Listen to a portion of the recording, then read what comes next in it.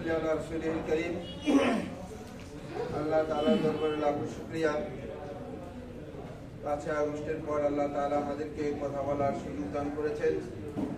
দেশ থেকে ফ্যাসিবাদী এবং স্বৈরাচারীকে দূরীভূত করেছেন।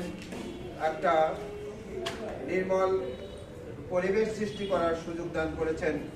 সেই সুযোগে আজকে আমরা একত্রিত হয়েছি।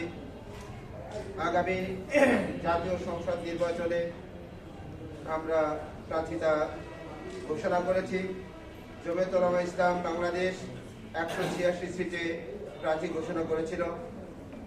ইতিমধ্যে আপনারা জানেন বাংলাদেশ জাতীয়তাবাদী দল বিএনপির সাথে জমিয়তের জোট হয়েছে। সেই জোটের আমাদের যে আসন আমরা পেয়েছি, সেই আসনগুলো বাদে বাকি সকল আসন থেকে আমরা আমাদের প্রার্থীকে সেই মর্মে আমিও শরীয়তপুর 1 আসনের প্রার্থী ছিলাম এবং জোটের কারণে আমি প্রার্থীতা পূর্ণ করেছি, অর্থাৎ আমরা নমিনেশন জমা দিইনি।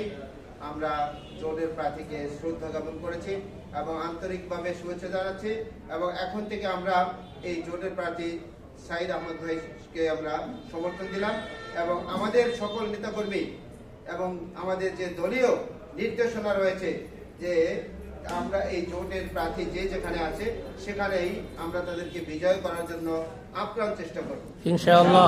আমি মনে করি বিএনপির প্রার্থীকে বিজয় করা মানে আমাদের 4টা আসন বিজয় লাভ করা।